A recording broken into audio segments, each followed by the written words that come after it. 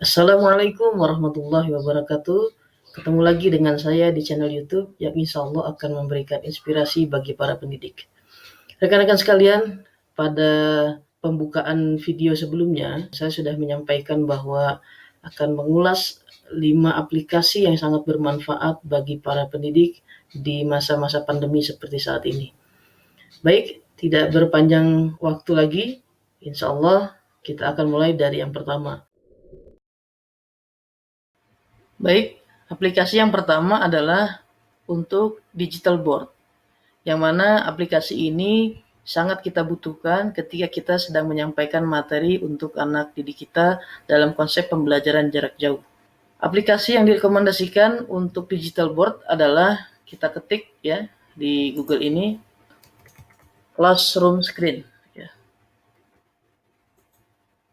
Seperti ini, kemudian klik saja Classroom Screen-nya dan ini tampilan awalnya.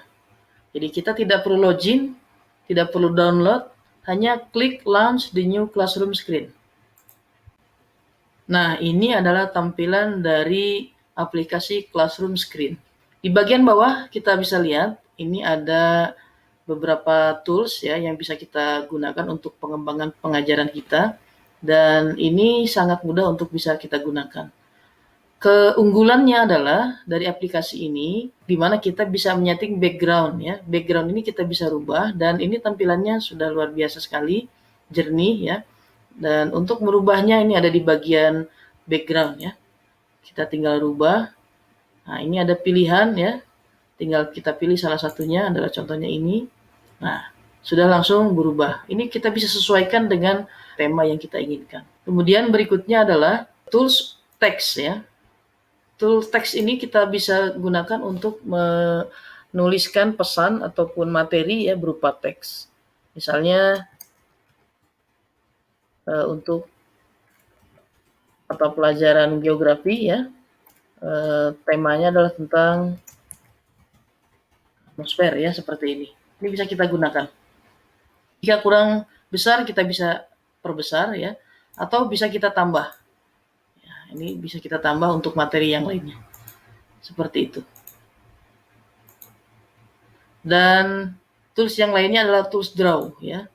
Draw ini bisa kita gunakan untuk memasukkan gambar dari luar ya. Dan ini bisa kita gunakan juga untuk membuat coretan-coretan ya. Dengan pen digital, kemudian kita bisa pilih warna ya. Ini ada pilihan warna biru misalnya. Kita bisa coret di sini. Ya, kalau salah bisa kita undo atau kita delete ya. Seperti ini. Kemudian untuk memasukkan gambar, kita tinggal pilih setting ya. Kita tinggal pilih saja ya ini, kemudian kita pilih salah satu gambar dan muncullah gambarnya seperti ini. Ini bisa kita gunakan untuk memasukkan gambar sesuai dengan materi yang akan kita berikan kepada anak didik kita. Dan tools berikutnya yang dapat kita gunakan adalah clock. Clock ini untuk memunculkan jam ya. Jika kita membutuhkan jam, ini bisa diperbesar juga, bisa diperkecil. Jika kita butuhkan bisa kita tampilkan jam seperti ini. Kemudian kalender, kalau kalender adalah tanggal ya. Jika kita membutuhkannya juga bisa kita tampilkan di sini ya. Setelah itu stopwatch. Stopwatch ini untuk menghitung mundur ya. Untuk waktu kita ya. Untuk menandakan waktu sudah berapa lama kita mengajar. Nah, ini bisa kita gunakan. Kita bisa clear. Jika dibutuhkan bisa kita tampilkan. Kemudian tools berikutnya adalah tools timer ya. Tools timer ini adalah penanda ketika kita sedang memberikan tugas kepada anak didik kita. Semisal kita memberikan project yang lamanya adalah sekian menit, maka ini bisa kita setting sesuai dengan kebutuhan ya. Misalnya hanya 5 menit yang kita berikan, nah ini kita bisa setting di sini dan ini akan terlihat oleh anak didik kita nanti di aplikasi online-nya. Nah, seperti ini.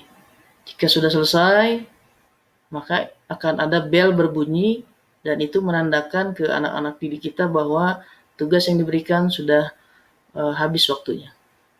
Jika kita butuhkan bisa kita tampilkan. Kemudian berikutnya adalah traffic light, ya.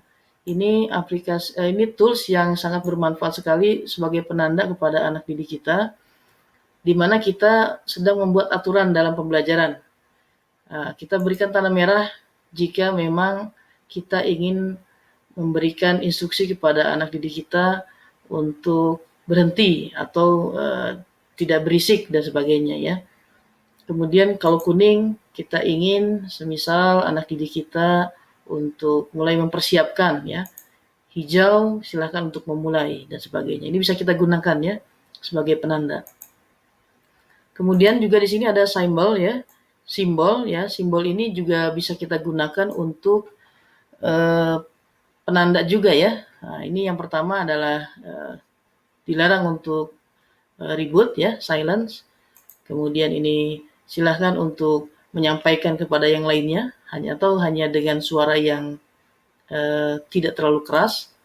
Kemudian silahkan juga menyampaikan kepada yang lain, atau misalnya silahkan mulai kerjakan tugas bersama-sama. Ya, ini kita bisa munculkan di layar kita, dan ini menjadi penanda bagi anak-anak murid kita atau anak didik kita. Kemudian ada juga tools dadu, ya. Ini untuk mengacak dadu ketika kita menggunakan konsep gamification dalam pembelajaran kita. Ini 1 dadu, 2 dadu, ya, dan 3 dadu. Nah, jadi ini kita acak, misalnya ingin menampilkan sebuah pilihan nomor, ya, kita bisa gunakan ini.